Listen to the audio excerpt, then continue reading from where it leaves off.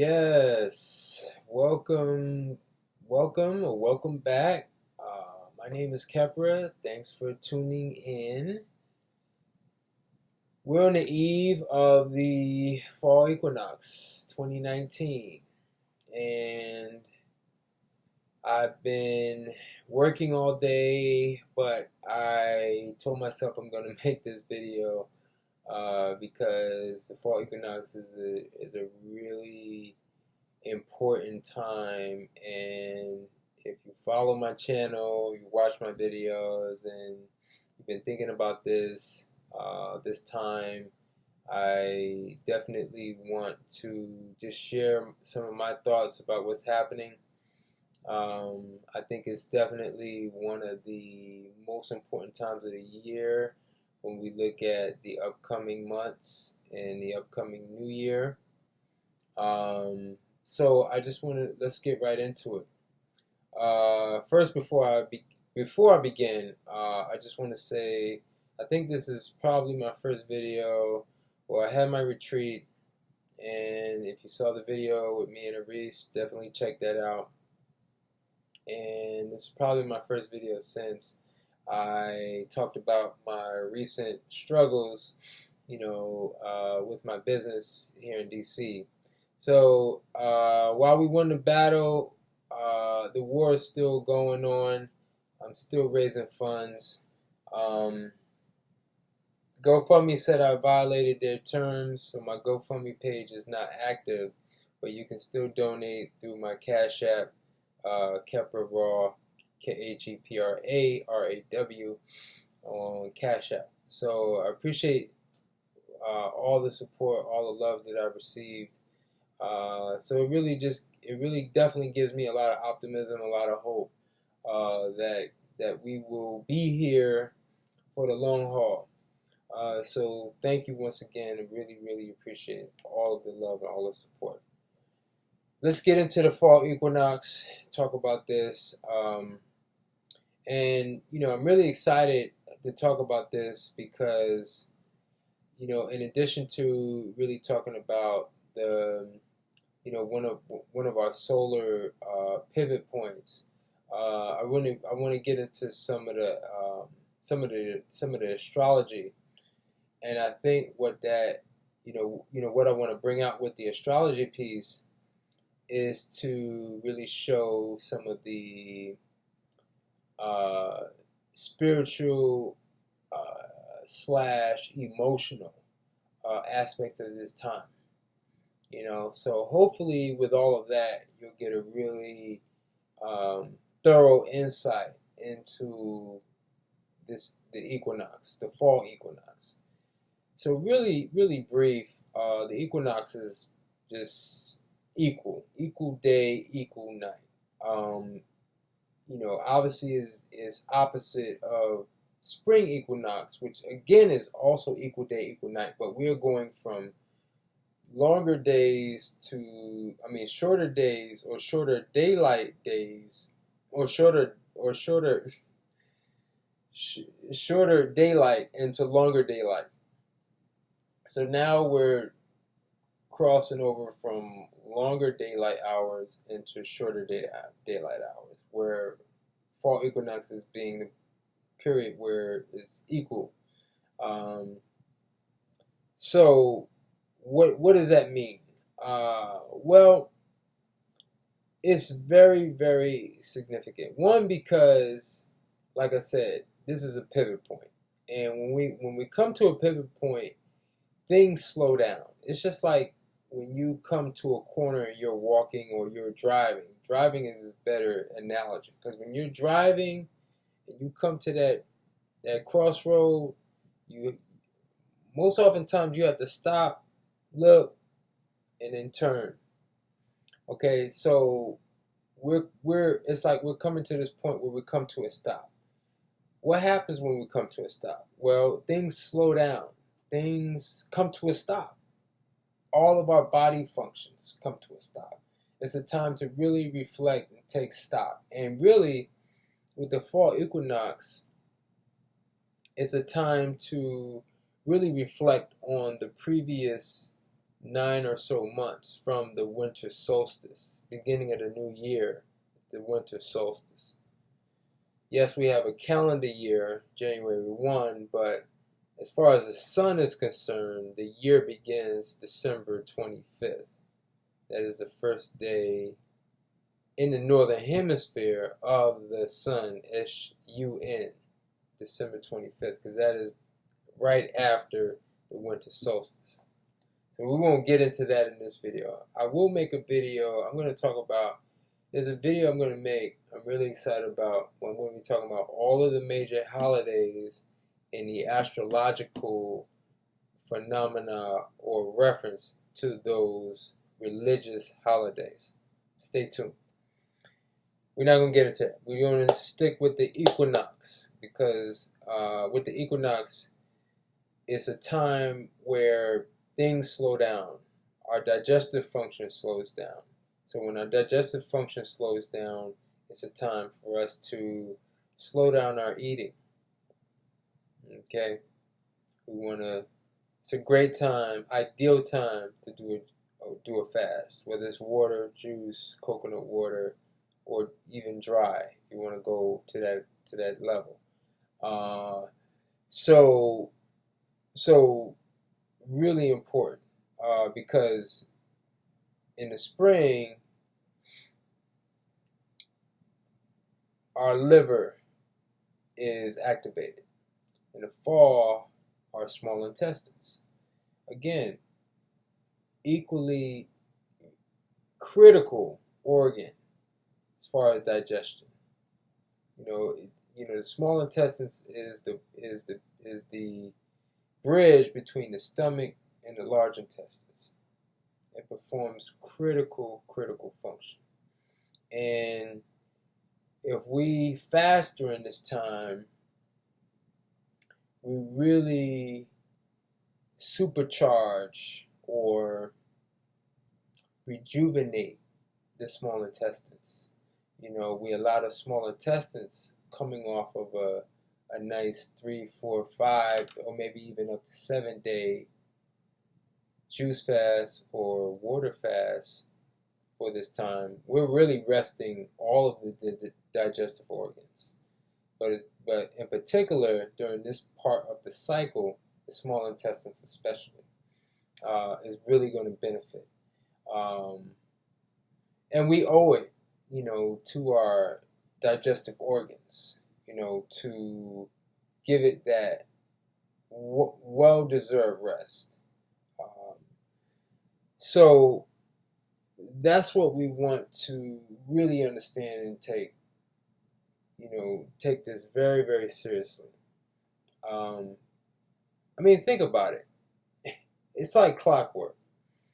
Every September, I'm sure anybody watching this video, I'm sure at least probably 50% of the people I'll even go as far as say definitely more than 50% have mentioned, have either complained or mentioned something that they caught a bug, or they got some congestion, or they got something.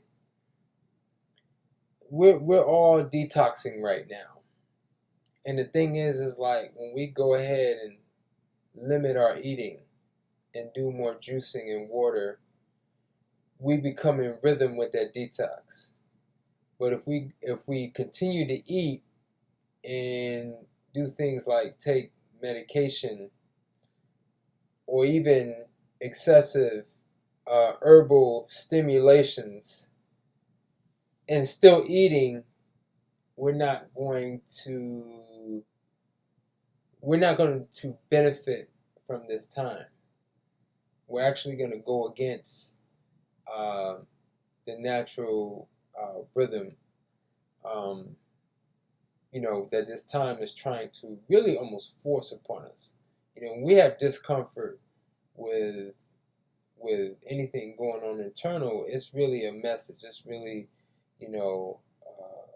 a signal saying like, look, stop eating, let me heal. But if we don't allow our bodies to do that, we continue to eat. And this is really a good segue, because I'm going to discuss some of the astrological aspects of this time, and this could really provide some insight, because food is really just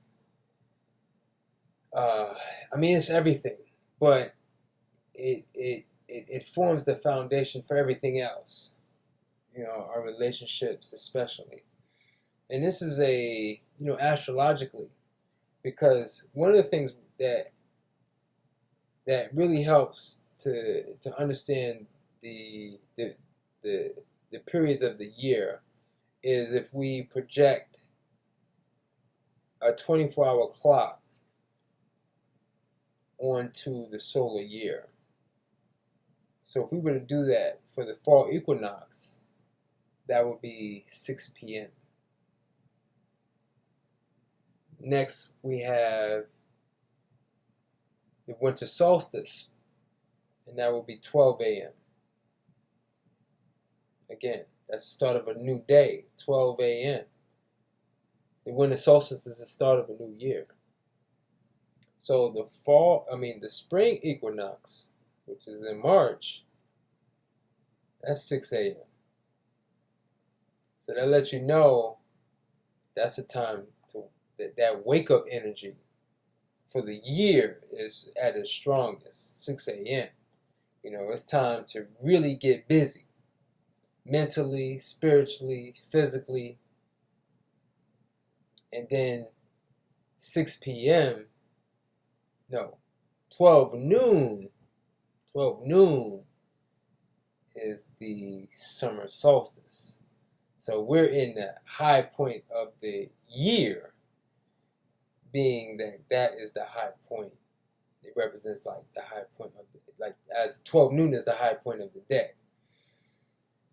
So now we're at 6 p.m. We're not asleep, but we're getting ready to go to sleep. And usually it's a time where we let our hair down, so to speak. We've been working since 6 a.m.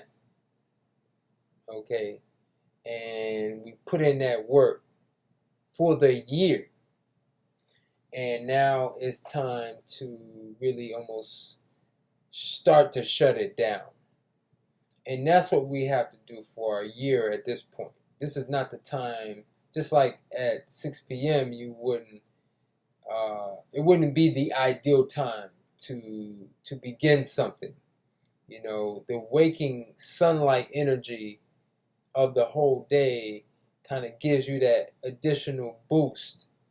You've come off of sleep, and now you have that additional boost to really guide you and assist you through your day. And now at 6 p.m., it's time to, kind of release, relax, reflect. These are all the things that we should do on a year scale now. We're talking year, not just day, but I'm using that reference so that you really get a good understanding of this time of the year. Now, astrologically, 6 p.m., and when I say 6 p.m., I'm not, because I know 6 p.m. in the summertime is not 6 p.m. in the wintertime, but 6 p.m. just in general represents the sunset.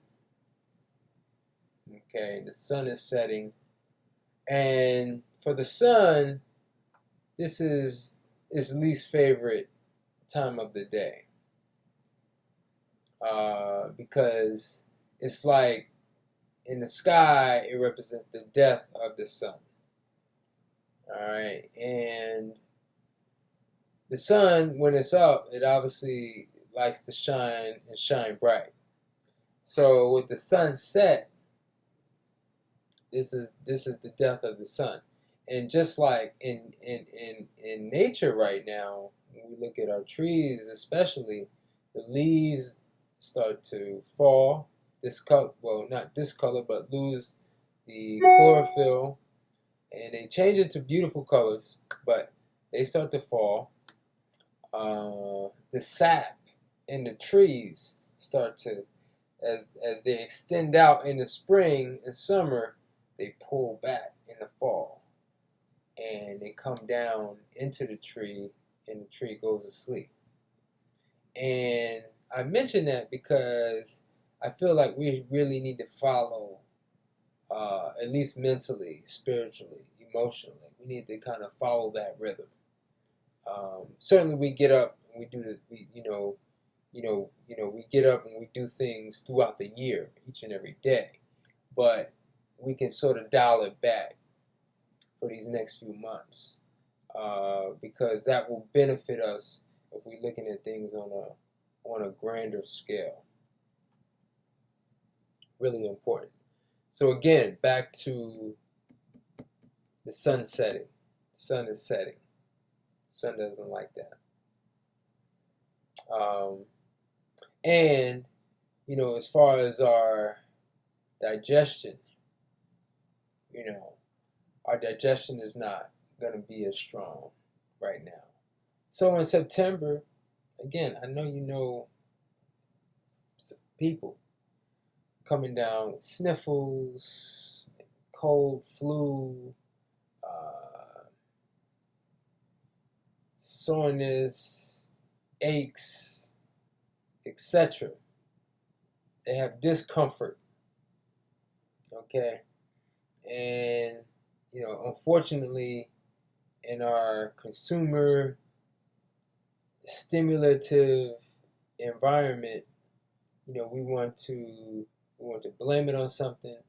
We want to stimulate it with, or overstimulate it with something, when it's really time to just dial back and rest and let the body heal itself. Okay? Because right now, the body's energy is compromised because, again, we're coming to a pivot point and it's time to slow down. So we want to appreciate that. We want to use that. We can't always be go, go, go, go, go. And we want to, slow down with the sun. We want to set with the sun. Okay, just like the sun is setting, we want to set. All right, and not just for the evening, but for the year. So now is the time to really take stock, reflect on how your year was, what you liked, what you didn't like, and just take that inventory. And now and then, just like as you're looking back, you also want to take this time to start to look forward to the new year, 2020. What did you learn from this year that you can now improve upon for next year? That kind of thing. Back to the astrology. When the sun is setting, the sun is in the 7th house. In astrology, we got 12 houses. We are the first house. First house is you, the physical you. Second house is your family. Third house is your interests. The 4th house is your home. The 5th house is your children. The 6th house is your service and work and responsibility. And the 7th house is your partner, your spouse, your business. It's the other you. Okay, because it's actually the 7th house mirrors the 1st house. So now that the sun for the year is setting into that house, this time of the year can shine a light on your relationships. Now, if you're not happy with your relationship status, maybe you're not married, you want to be married. Maybe you want to be in a relationship, you're not. Or, it's also, 7th house is also business. So maybe your business or your relationships in general are just not where you would like them to be, because the seventh house is desire. It really represents. I mean, there are other houses that represent your desires, but seventh house is probably, you can argue, because most people desire a relationship more than anything else. And so, if your relationships are not where they are, or not where you would like them to be, that could be further fuel for your dietary destruction, because with that dissatisfaction, more than likely you will start to use food as a false filler, or as an excuse, or as the other thing to fulfill those desires that you have for a relationship. So I wanted to mention that, because really, and it's become almost instinctive for me. I've been living this lifestyle really almost 30 years of my life, more than half my life. 20 years all raw food. And when things are not going well for me, I lose my appetite. And there's been a lot of times when things have not gone well for me. So, but I know for a lot of you, that may not be the case. It may actually be the reverse. When things are not going well for you, you actually go to food as almost like medication. But it's really, when you do that, when you're not in a balanced emotional state, you are not going to be able to process the food that you eat effectively. So when you're in rhythm and you're in tune with your physical and emotional self, when your emotions are off, then that should send a signal to not eat. That should tell your brain and your brain, your stomach, because all of them are brains, liver, even the intestines, and the gallbladder and the heart. They all have an intelligence. They all communicating, with each other. And when the emotions are off, and they're usually off when it comes to relationships, then the appetite should go away. And what that does is, when the appetite goes away and you don't eat, you drink, you have your water, your tea, your juice, now the body has an opportunity to rebalance itself, to recalibrate, to allow the brain and the emotional body to come to harmonize, and to not allow the emotional body to take over. Because what could happen is, obviously, if the emotional body was to take over, then food could become a part of that mix, and that's not gonna look good. That's not gonna be good. So during this time, so I really want to caution, if your relationship is not where you would like it to be, or relationships, maybe you're in a relationship and it's not good. It's as a lot of relationships are. Then it's definitely time for fasting. It's time for fasting anyway. you know, but this is a time because, you know, as we move into September, we're almost through September, October, and we get into November, December, then those months really become emotional, you know, because all of us, if we grew up in this country, you know, definitely means family and, you know, it's emotions and culture and traditions, and you know, you want to share that, you want to share those times with people that you care about, people that you love, and you know, it can get really difficult, and you know, you can use food in the wrong way, and so that's why this time is so significant, really significant, because like I said, seventh house, and the seventh house physically is our sex organs.